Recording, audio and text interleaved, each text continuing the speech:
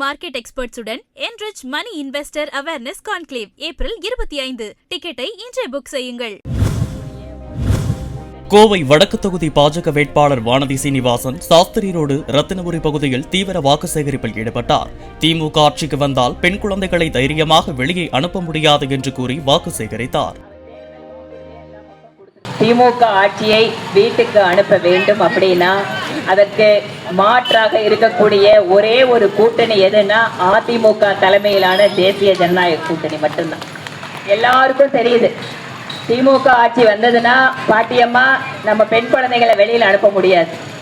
ஏன்னா போதை போட்டுட்டு பசங்க எந்த நேரத்தில் எங்க இருக்காங்கன்னு யாருக்கும் தெரியல. சின்ன சின்ன குழந்தைங்க கையிலெல்லாம் போதை இன்னைக்கு மாறிட்டு இருக்கு. நம்மளோட ஒட்டுமொத்த வருங்காலமே வீணா போயிடும்.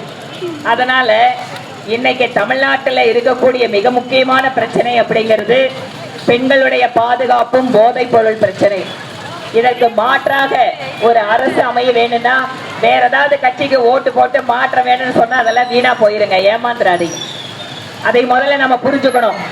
நம்ம பசங்க ரொம்ப எமோஷனலா மாற்றம்ங்கிறாங்க. மாற்றம் கொடுக்க வேண்டிய ஒரு சூழலில் மாற்றத்தை தரக்கூடிய வாய்ப்பு இருக்கக்கூடிய ஒரே ஒரு வாய்ப்பு என்டிஏ கூட்டணிக்கு மட்டும்தான் இருக்கிறது. அதை புரிந்து கொண்டு நாம் செயல்படுத்த வேண்டும்.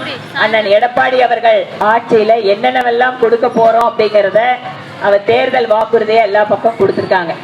முன்னணி market எக்ஸ்பர்ட்ஸுடன் enrich money investor awareness conclave April 25. டிக்கெட்டை இன்றே புக் செய்யுங்கள்.